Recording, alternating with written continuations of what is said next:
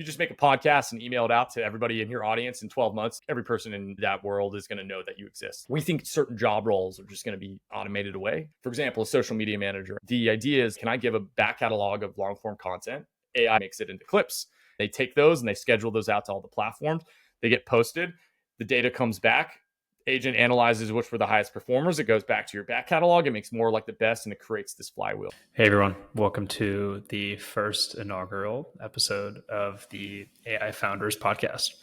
My name is Jay. I'm the CEO and co-founder of an AI product studio called Casper Studios. Before then, I was working at LinkedIn on their product and BD teams. I'm excited to have you all listen to our first episode with a founder named Cody Schneider. Cody is the co-founder and CEO of a company called Swell AI. He is a very interesting and unique individual. We ended up speaking about a few things, everything in between, from what was his first way that he made money online, how he's thinking about scaling and building Swell AI today, some of the personal reflections he's been having in terms of growing and scaling his own business and how that's impacting his mental health, how he thinks about finances, a bunch of really awesome topics. So excited for you all to listen. Awesome. What's up, Cody? How you doing? Hey, I'm good, man. Thanks for having me. I'm stoked to be here. Yeah. Welcome to the first episode. The inaugural. Exactly. Cody's been a big inspiration for me to be able to do this podcast. So I thought who would be a better Cody himself to come on. I'm stoked, man. You're gonna crush it. Can't wait to help you guys too. So anyway, I'm gonna jump right into it. Cody, what was the first way that you made money? And you're not allowed to say like a job. No, yeah, I don't know if I've ever really had a job. I've had jobs, but they were always my side gig. Yeah, the first way I made money online was I was selling t-shirts. So I took a graphic design class in high school, and I just figured out how to use like Photoshop Illustrator. And then anyways, like every kid, I was like, how do you make money on the internet? I was trying to just pull that thread. And so I was just like hawking like tees, basically like just band tees and bootleg anything that I could get my hands on over like Etsy and Amazon and eBay, all of that. But obviously, like, didn't know what I was doing whatsoever. So like couldn't figure out how to scale it. Basically, I didn't understand like how do keywords work? Like what do you do to like understand demand for specific products, that type of deal. That was my origin. And honestly, from there, I got into the print on demand space, like when it was super early. And that was actually the first company I ever kind of built that actually, made real money. And when I said that was, that's when you're like 20 and you're making 10 grand a month and you're like, I'm God right now. The richest of your friends. I always about that actually, like that's actually how you feel like, the most status is like, are you the richest of your friends?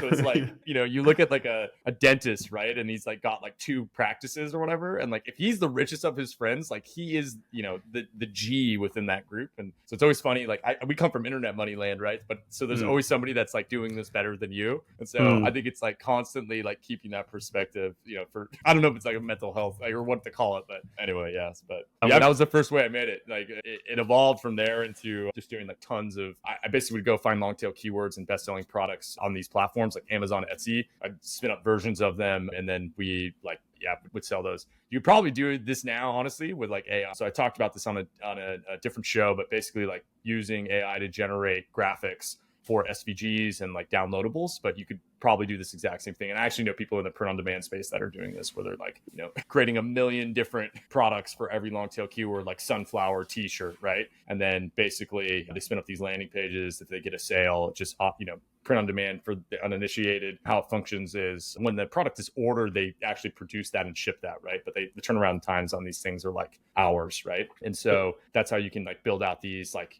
massive, I want to call them brands, because a lot of the times they're just selling a really wide array of products, not specific. It's not like the brand name that has equity. It's like the product that they're creating has the value in itself. So I'm gonna come back to the specific ideas and what you're building. I wanted to spend a little bit more time on the early influences, just to kind of give people an insight of like who Cody was before he's thinking about just scaling and launching a bunch of AI generated landing pages.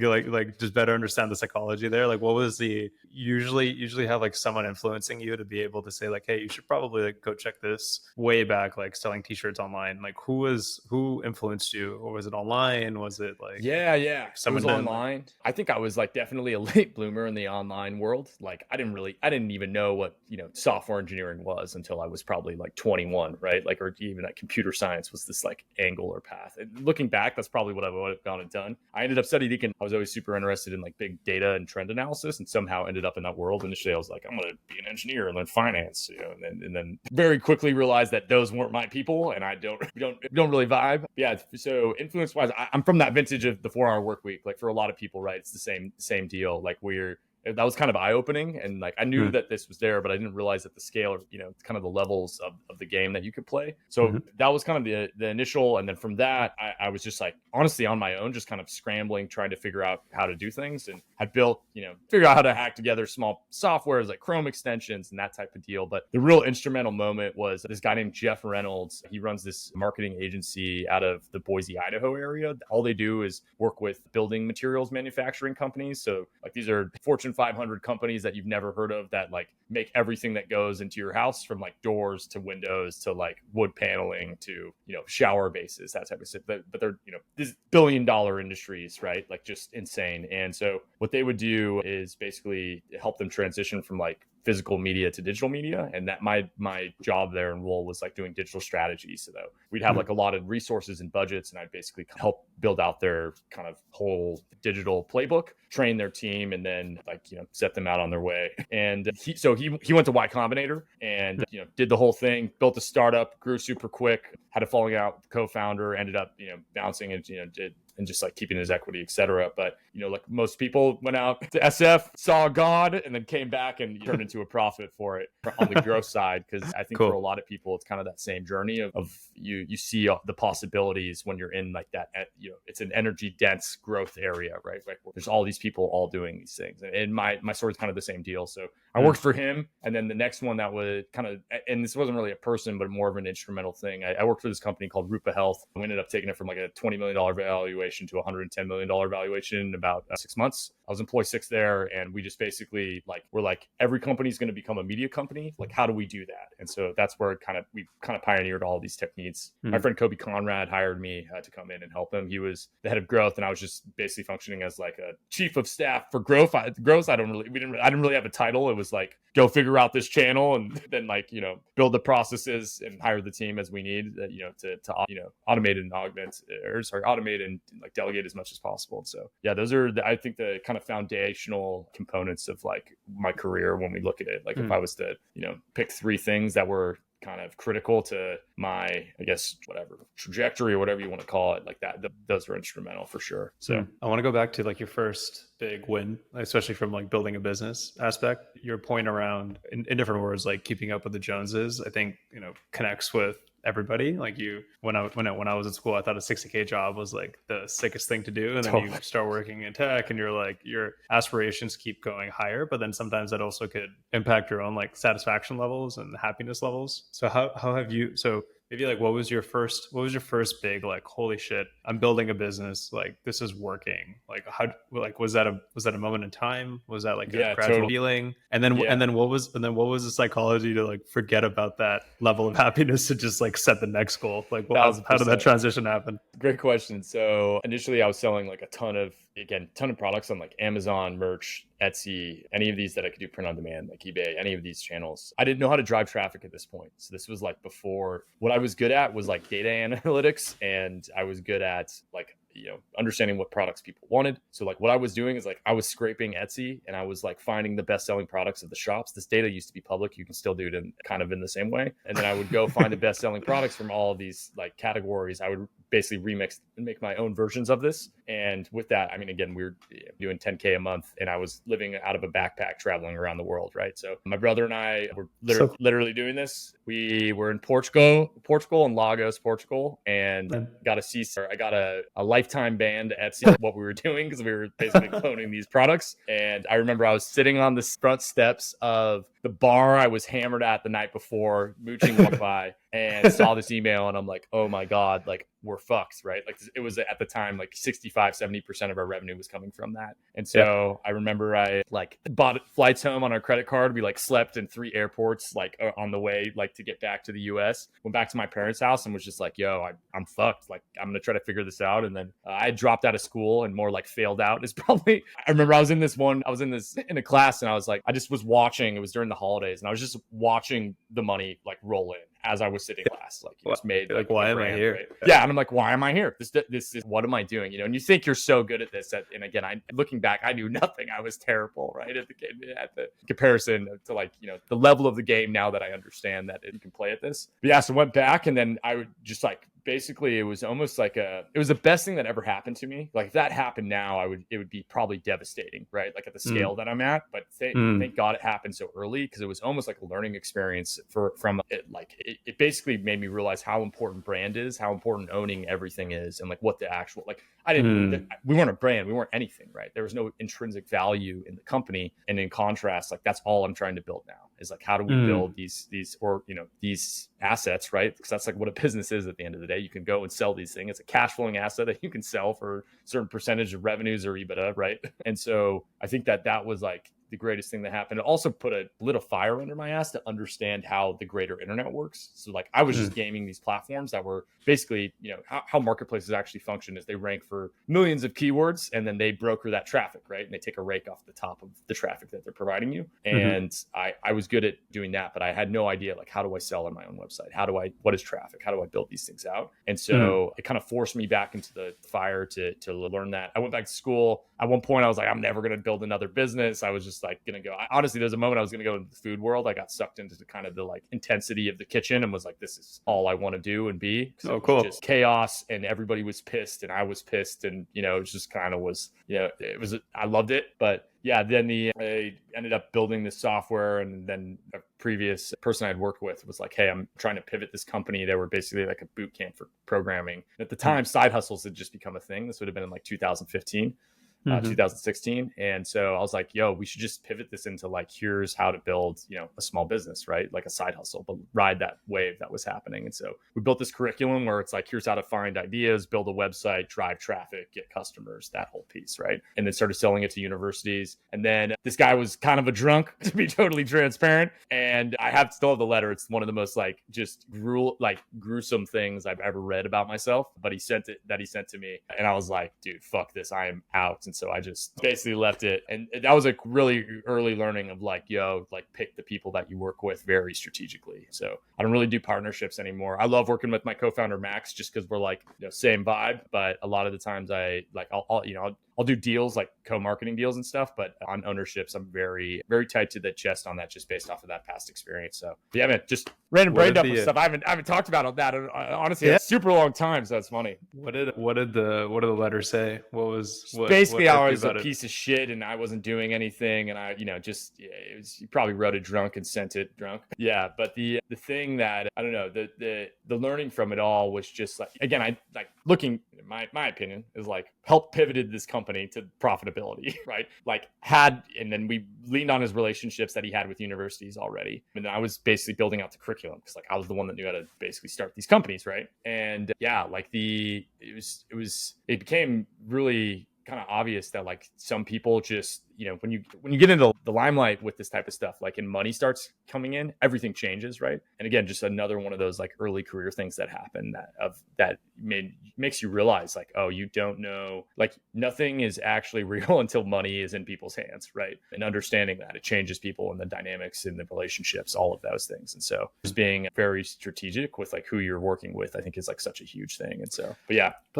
But how do you like that? I mean, how do you actually try to that out, especially when you're on the come up? Like it makes Like it makes sense. It makes sense now after kind of going through 100%. But if you're, especially if you're on the come up and you're like, you know what, fuck it, I just have to do whatever I want, like whatever I can, like I just need to be able to close that deal, like make the X amount of money, like sell whatever that goal is. Like you just have such blinders on for that it feels like almost a privilege to maybe try to think about like, oh, but like if I work with this person, then it might lead to that negative consequence, or I'm a little bit like sussed out about this person. Like is your honest take to, if you're on the come up and like, you know, you're a founder listening to this, or like, or even not a founder, just anybody, and you're trying to make it, do you actually think about those things on the way up, or do you just wait, do you just get burned by them and then later come back and then tell everybody else, hey, you should think about these things? Like how would you like? Yeah, I think you have to get burned.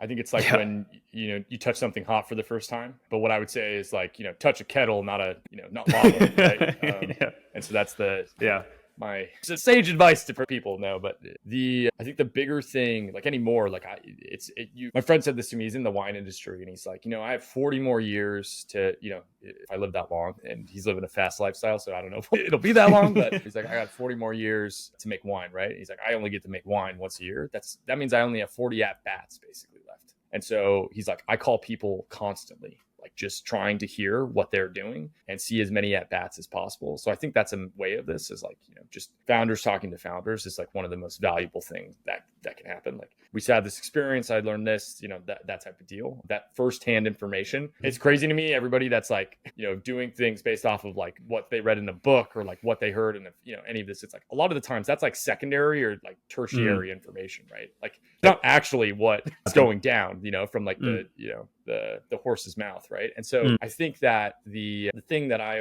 now I'm trying to say is that you see so many at bats, the more at bats and like more pitches you see, you just start to get a vibe with this, and you like, it's almost an intuition. Like I just had this with like, we had a potential client that we were going to do a productized service for. We were going to grow their newsletter, and just like immediately weird red flag gut reaction. I'm like, they're going to be a pain in the ass, right? And so like I just at the point now where it's like, I don't want to work with people like that. I can see it early enough that I'm just going to say no. Like that's what I'm just saying, like, hey, we're not a good fit. And what's hilarious is like, you know, they were trying to beat us up on price and all this stuff initially, and then like they're, oh my god, can we like, you know, figure something out? Like, no, I can tell that this is going to it's going to create more challenges than the value that it's generating. And that's like a lot of, you know, how I'm measuring, you know, the work that we're doing anymore. And so I think it is just one of those things, like you can read about this, you can do this, but like motion makes learning, right? Like activity makes, like action makes learning. And I think about it really probably in a biology world. Like my mom's in the medical space, so like a lot of my frameworks come from that. But like in the biology world, like you die when you atrophy, right? Like when you stop moving. And so like as a founder, like that's like kind of one of my mantras, like at all costs move, because at least like whenever you move, you get like a new perspective of that you're looking at the thing from. Like another way to visualize this is like, you know, there's this black circle in the middle of the room, right? And you're standing here and you're looking at it, but then you like move over to the left and you go, oh, this is a sphere. Like and you didn't even know that thing was shaped like that until you get these different perspectives. And so I think it's so critical, like, and you know, I can't say this enough, like just like inaction is how you actually die, right? Like atrophy is actually how you die. It's very seldom that you see a company that is continually moving like perish, right? Like the ones that are constantly, and that's what pivoting is, right? Like that's what all of this is. That's what this whole game is in early stage. It's just, you know, you're basically just adjusting to the stimuli that is going on in the environment around you. Again, to use that biology kind of like way to think about this, like how evolution occurs is stimuli happens, and then like you either respond or you don't. And then if you don't respond, you die, right? And the ones that continue to respond, they live on. And so they win. But you don't actually win by winning. You win by not dying, right? And like companies are the same way. Like you win by just staying alive longer than everybody else. I like this will be my last like more philosophical, personal, spiritual. I'll get into AI in a second. I'm having way too much fun. The idea of you look at a circle and you kind of have to like change your perspective and you're actually looking at a sphere. I've been thinking about that as well in a maybe slightly different context, which is, and just goes back to the previous point about how do you behave on the come up versus when you've already quote unquote made it. And this is what I'm trying to get to myself and like increase my own headspace around it, which is how do I just pretend in my mind like I've already gotten there, and then allow that perception of myself and the business that I'm building and the people that I'm meeting, pretend as maybe a negative connotation of it, but maybe like manifest, or like how do I just act like I'm already there? And then what decisions would that person make versus this person now, even though that reality is a little bit different? And it just make a make a bet to the universe that over time, like you will actually like get up to that level that you've been manifesting? Because Dude, visualization is the most important thing, right? Like I come from an Tot- action sports background, and like literally, like that's all you do is like you think about what it is in your mind. Like you have to see it in your mind. And Yeah. if it works there, like why can't it work in all of these other places, right? It's like one of those things that people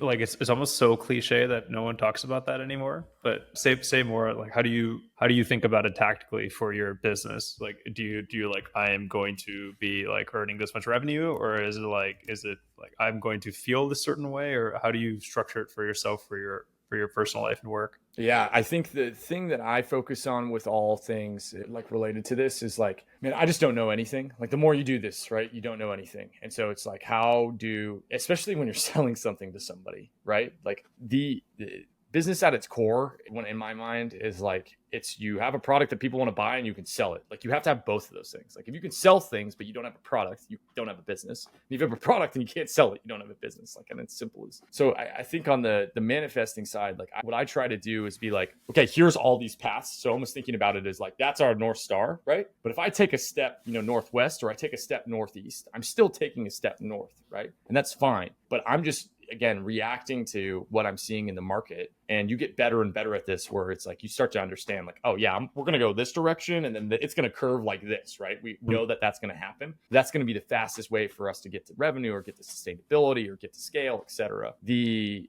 thing that I see so often founders do, and I just try to harp on it, is like, they're trying to force a market to do a thing. Like, I mean, Coca-Cola can't even get that to happen, right? We're talking about like the biggest brands in the world have trouble getting people to make an action that they want them to make, right? And they have, unlimited income. And you think that the small speck, are going to be able to influence that? No, what's way more likely is that there's a wave that's being ridden and you're trying to get in position to ride that, but you're dynamically, like it's dynamic. You have to change your position on that wave once you stand up. You don't know where it's going to end, where it's going to start, to kind of create a visualization of it. So yeah, I don't know if there's like a good answer to this. Like a lot of these things, it's like, it's so situational, right? And it's, I mean, as you know, like you build companies and you know how this is, but I think my core thing that I'm always thinking about is just like, I'm trying to be reactive almost in a way. Like I'm trying to be a cockroach, right? Like there's stimuli around me and I'm responding to that for survival. And like the best companies, in my opinion, are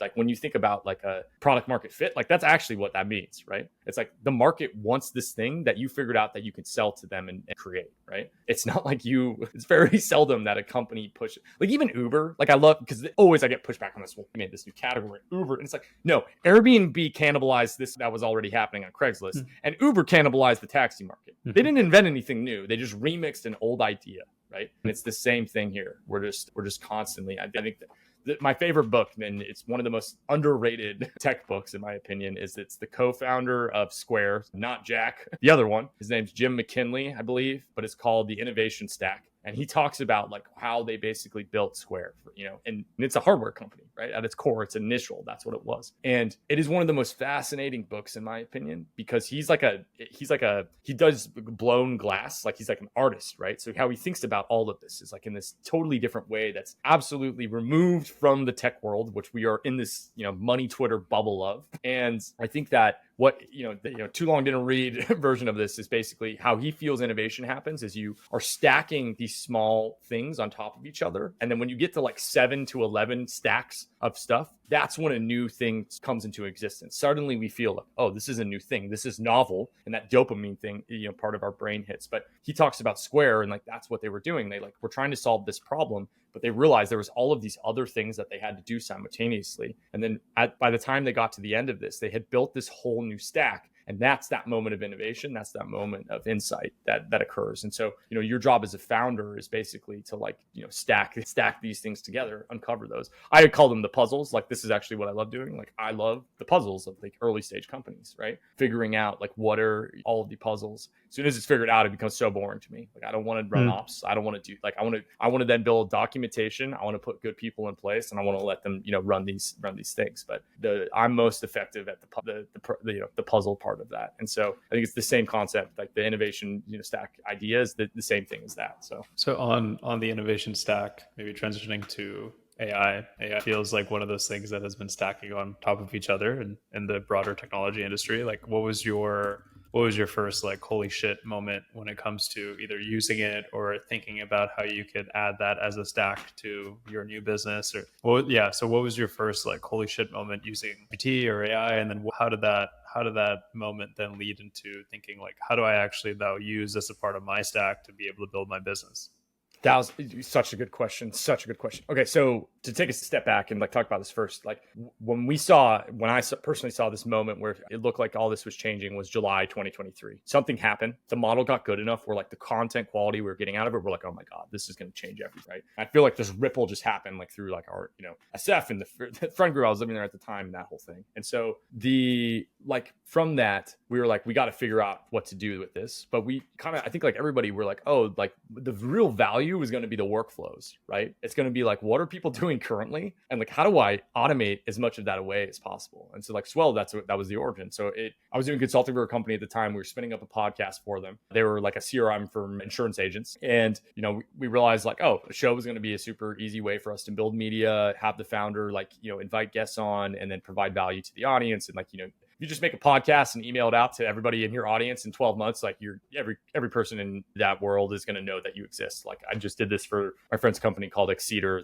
They did the biotech startups podcast. And like at this point now, like all of biotech knows they exist, right? And they're getting inbounded by VCs and their VCs portfolio companies and the founders because they want to come on the show. They want to be a part of this bigger thing. So anyways, so we're doing this podcast stuff. And I was like, yo, we're taking this transcript, we're turning it into clips, like we're turning it into quotes, we're turning it into blog posts, we're repurposing and all these things. AI is going to be 100% perfect for this. So I reached out to my friend Max. We were working at Rupa Health together previously, and that's where we met. And we were both just like dirt degenerates that somehow ended up in the tech world because we like risk. And so kind of we're aligned on what we wanted. And so I remember we were road tripping. It was my girlfriend and I. We were smoking weed in his hot tub, and I was like, hey, I'm trying to like automate this. Do you think it's possible? And he's like 100%. And he was doing a lot of embeddings type of work at the time. And 48 hours later, we had an MVP up. I sent a link out to my friends, a couple friends that had podcasts. And I was like, hey, like them please use to this Google Drive folder and we'll download them, run it locally. I'll send you back the content. And I would like manually email it to them.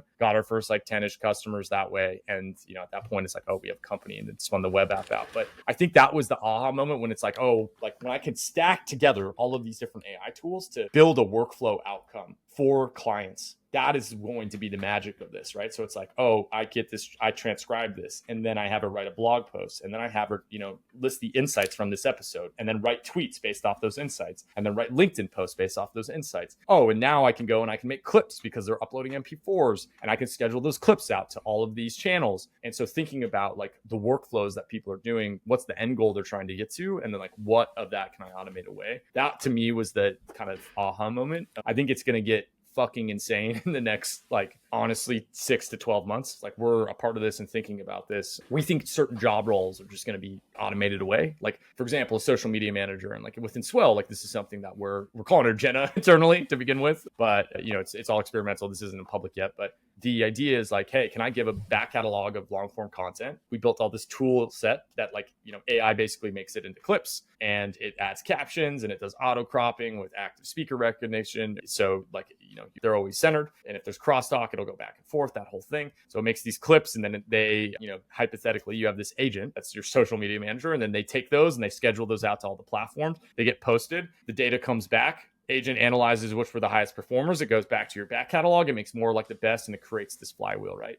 And I'm over here and I'm like, all the technology exists for this to 100% be possible. The challenge is going to be like, they're probably going to be terrible-ish in the beginning. Like maybe they're 50% of what a human can do. But if I can charge somebody $149 a month for that job, for that, that role to be filled, I mean, I think that there's an arbitrage there. But imagine doing that for an SEO specialist. Imagine doing that for a Google ad specialist, for a Facebook ad specialist, for all of the, the different marketing field, like marketing job titles. But really those job titles are just tasks. Like it's a list of tasks that they're accomplishing. And more I'm thinking about that. Like, how do we, like, you're going to probably see and I mean, there's companies that are all already doing this, but I'm imagining like you're going to see just like how Zapier kind of functions, like with these workflows, but imagine that for like agents where I go in and like this agent does this task really, really well, right? It's a small scope, but then you have this like army of them that are all functioning together, and we're starting to see the early days of that. And I'm most interested in that because, like, to me, traditionally product is something that has kind of become a commodity. Like, a lot of people are very good at it, especially if you come from venture back. They're all unbelievable product and absolute shit at distribution. And so I'm just imagining, like, what if there's this tool that basically, like, you're great at product and you plug into this thing and it just starts, proliferating. You're like, basically the company is growing itself, right? And so, like, to make a more concrete idea of that, let's like look at SEO. So, like, what is SEO? It's like find keywords that are related to the products that are bottom of the funnel, write articles, publish them, get them indexed, look at the data to see which ones are actually creating signups, write more blog posts like the ones that are actually getting signups. I mean, that's just a cycle, right? That's just a growth loop. That whole thing could be done by AI at this point in some form. Hypothetically, like, imagine I go and I just plug into this software, and it just, like, I paid $1,000 a month or whatever, or $200 a month or whatever, and it just starts growing my organic traffic just indefinitely into the future. As a founder, what does that mean to me? What does that mean to the market when you can just go and you just build great products that you validated? Oh, there's a need, there's a want. I can, and this thing is basically handling the marketing, handling the selling component of for you. And so, yeah, I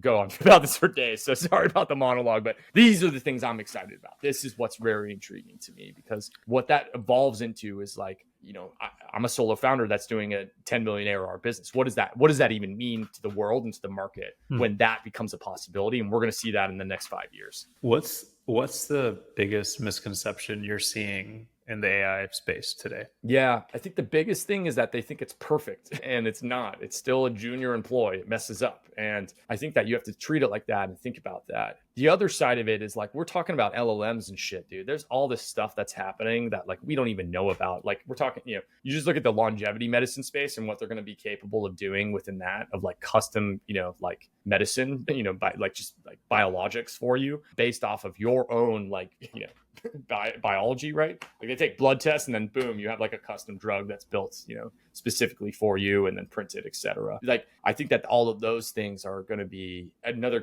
crazy category. So my girlfriend's in material science engineer by trade. She mastered out of her PhD. They were doing like neuromorphic material stuff. So basically trying to mimic like human brain, neurons with silicon. And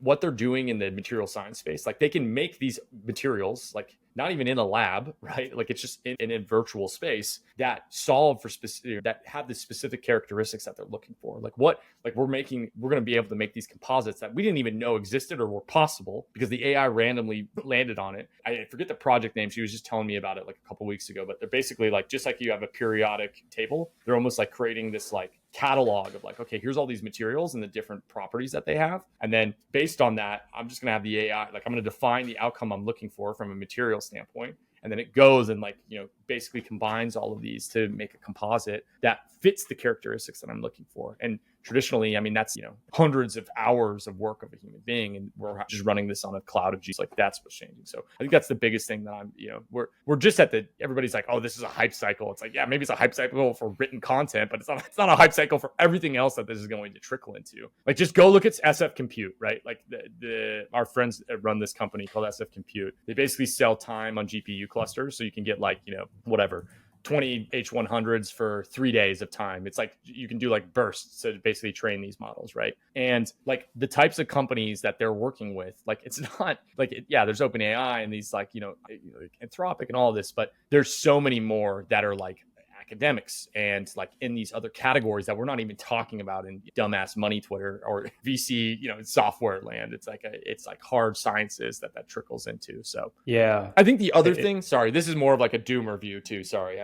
I think this is important. I'm more just want your opinion on this, because like, I think we've talked about this some in the past, but like, I'm really worried actually, like, I think right now, like, it's more expensive to use the top tier models. So, hypothetically, like, only the rich then can afford these models, right? If you're thinking about education and you're thinking about like, deploying them. And as we automate away the jobs, and as basically the income inequality expands, and as longevity medicine occurs, right? The older you can live, the more money you can make, and the more money you can make is compounding because you can basically like use these technologies if you have more wealth. So like, what happens? Like, do we just create like, I mean, this, I keep going back to this, like almost Elysium, right? Where it's like, and I'm fearful, like, for my family and my children, like, oh, is this going to be do we have a short period of time that we can basically solidify the lifestyle that we want, like to get into that more and more. I'm thinking that is what it's looking like, because and I don't know, I'm curious your thoughts on that, or if you think this just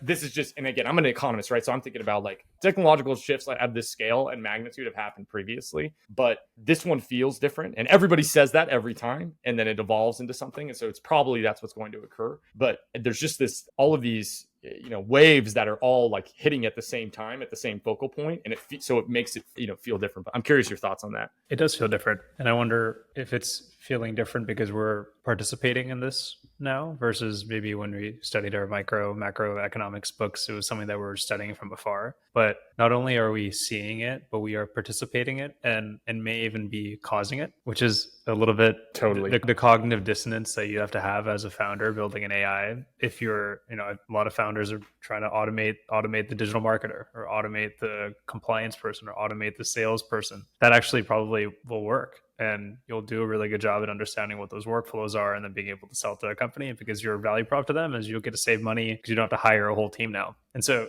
that is how you will do better as a business owner, likely, if you can frame it up as how do you reduce costs from the people that you likely hire today. It doesn't always have to be like that, obviously, but that's kind of what we've been talking about even on the show. And so there's a weird cognitive dissonance of like we're trying to make our own bread, and like we see the disruption happening. We want to be able to be successful sooner rather than later, but the way to be able to do that is likely to be able to automate other people's jobs. So I don't know, and our own. I don't Totally. really even know. I don't really know what that means. Like how to feel about that. Like how much responsibility do you own?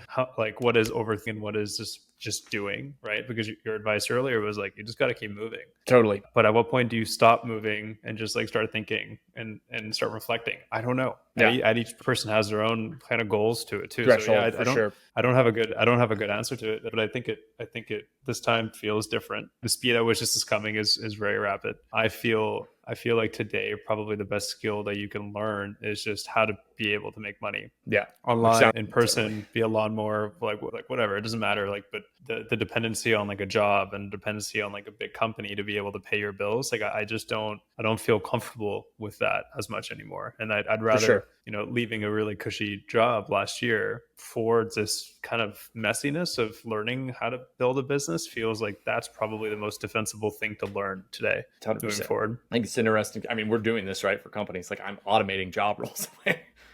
Like that's your value prop. You're like we're as well as an example. Like we augment your social media manager, your video editor, and your content writer. Like all of those people are basically in the software, right? In some form. Yeah. Maybe not perfect, but if you're paying each of those people a salary, right? And now you can go pay for the software that's $40 a month, $50 a month. Like that's a no-brainer. Right? Augment is just a nice word to say replace, right? It's 1,000%. And that's weird. It's tough. I don't know. For sure. Let's wrap up because this has been a ton of fun. I don't think I'll end the podcast episodes like this normally, but it's kind of what's coming up to mind right now. Like what do you need help with right now? Like what's something that like whoever ends up listening, like they can hook you up, or they can kind of help you out on. I don't really know, honestly, at this point. We're kind of in a good spot, like with all of the companies, and like a clear path forward with everything. So I'm content about that. I think the thing what I would probably the real answer to this is like, I'm probably moving into a place where I've never been economically. And so if people understand how to navigate kind of that initial jump of like, what are the accountants you should be talking to? And like, that's probably the thing that is on the horizon, like on the company side and the making money piece, and like, all these other components. That's pretty solid, but it's now figuring out, okay, like I don't know what to do with this. And like, we're from a tax standpoint, we're trying to figure out, okay, what are those next steps? And like, again, we're educating myself as much as I can, but it's very uncommon to kind of do, I think, what we do. And so like when I talk to a CPA as an example, like a traditional CPA, it's like they have no concept of what's going on. And then I talk to friends and I'm like, oh yeah, well, like I'm working with this guy and they do this, but they only take you at these. So anyways, I'm just trying to map out like what that kind of next step of this looks like. So if there's people that understand that and have gone through that path themselves, I think that is something for me that I'm trying to wrap my head around. So anyway, yeah, it's not really business related. It's more just like personal and how to think about it too, like personal finance wise, right? Like I've definitely like touched poverty in my life, and like so has my girlfriend. So like both of us are probably like hold all this in tight. type of thing. So I think, just how to navigate that component of it as well. So this is something that's way, again, just the byproduct of all of, what we've talked about in this, all the work that's being done. But I think it's such a critical thing because it's one thing that I'm just realizing this more and more. Like, it's one thing to make this and to actually do it well and to do the financials components of it well. It's like a full-time job in its own right. I'm just simplifying it as much as possible, right? Like, we're just, I'm buying S&P and real estate and, basically maxing out every tax, loophole or whatever option that I can. But the larger thing is like, okay, as you move into this next layer of this, right? Like, how do you navigate that? And who do you even talk to navigate that, right? Especially when you're in this internet world. So yeah. Totally. Maybe a byproduct of this thing is just like a little peer group or something of, people that, yeah. Totally. Yeah. I think I founder friends that I call like on a weekly basis, and it's just like, yo, like, what's going on? How you doing? That type of thing. And I think that's such a valuable asset, is like having a cohort of people. But like, I mean, so many people I know they're in the same shoe. Like, they're like, I had this friend he's like got a 7 million ARR company, right? Just ripping, bootstrap, wow. Owns the whole thing, printing money, right? Wow. Just changed the trajectory of his whole family, right? For the next 4 generations. And literally. Yeah. And so for him, it's like, he's like, yo, I don't even, my accountant is telling me I should buy a jet as a tax write-off, He's like, what does that even mean? Like, he's like, and I that piece of it is fucking crazy to think about. And also it's just like, like 6 years ago, I was living on couches with friends, like doing consulting from a MacBook that was like 8 years. Right. So I think it's those pieces that are definitely new territory. But anyways, yeah. I love it.